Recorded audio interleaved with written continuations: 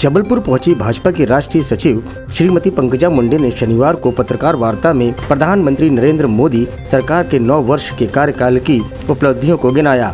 उन्होंने कहा, मोदी जी के कार्यकाल में विकास कार्यों को गति मिली है। प्रधानमंत्री स्वयं योजनाओं की मॉनिटरिंग करते हैं। श्रीमती मुंडे ने प्रधानमंत्री आवास योजना, जन धन योजना, उज्ज्वला योजना, आयुष्मान योजना, स्वच्छता मिशन योजना, पीएम सम्मान निधि, जल जीवन मिशन जैसी योजनाओं को बड़ी उपलब्धियां बताया।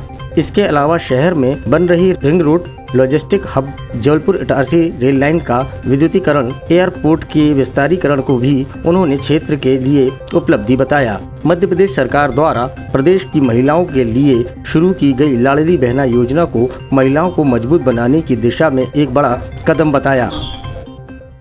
सत्ता में रहने के बावजूद ताकतवर बनाने के लिए एक हमारा हमेशा एक योजना होती है और उसी योजना के तहत आज हम लोग आपके सामने हैं। हमारे प्रधानमंत्री नरेंद्र मोदी जी को प्रधानमंत्री बनने के 9 साल के बाद हमारे देश ने आज क्या पाया है, 9 साल के हमारे जो कार्यकाल है उसके सिंहावलोकन जिसे हम कहते हैं, पीछे देखकर हम इसके बारे में सोच रहे हैं कि हमने जो वचन दिया था लोगों को पूरा किया है।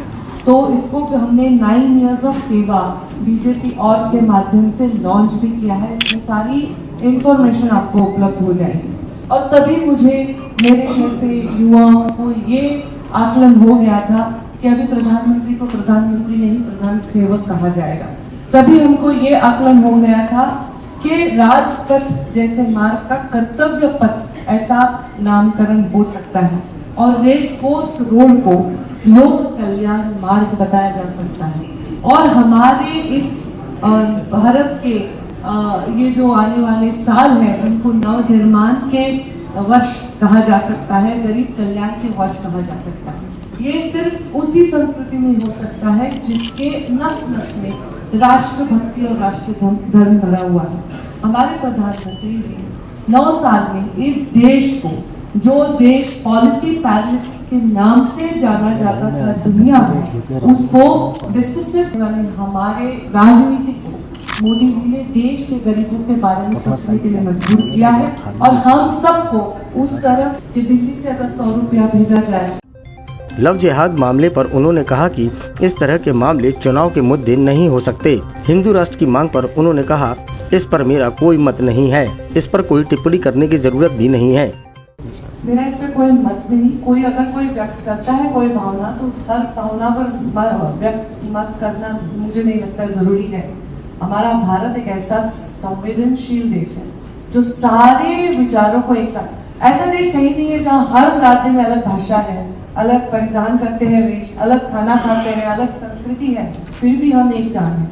तो मुझे नहीं लगता इसके बारे में और कुछ ऐसी बात कोई उठ रही है उसके बारे में टिप्पणी करने की आवश्यकता। ये मुद्दा ही सिर्फ मुद्दा बचता है जब हम इतना विकास दे रहे हैं जो आंखों को नजर आ रहा है, जो हम देख सकते हैं, उसको फील कर सकते हैं, तो इसके बाद ऐसा ही कोई आरोप आ सकता है और कोई आरोप की अपेक्षा तो नहीं हो सकती। कानून तो होना ही चाहिए। सबसे पहले कानून होना चाहिए महिलाओं की सुरक्षा के बारे में, फिर वो कोई ऐसे अंतरधर्मीय भी महिलाओं की सुरक्षा के बारे में होना चाहिए।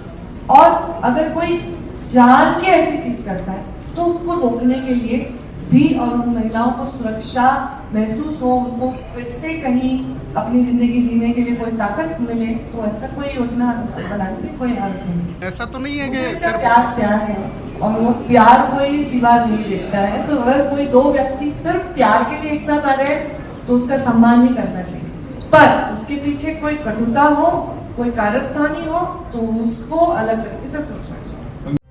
अपनी पार्टी से नाराज होने के सवाल पर उन्होंने सफाई देते हुए कहा, मैं 1000 बार कह चुकी हूं कि बीजेपी मेरे पिता की पार्टी है, इसलिए नाराजगी जैसी कोई बात नहीं है। गौरतलब है कि श्रीमती पंकजा मुंडे का क्षेत्र में 4 दिवसीय दौरा है। इस दौरान वे 4 लोकसभा क्षेत्र में दौरा करेंगी।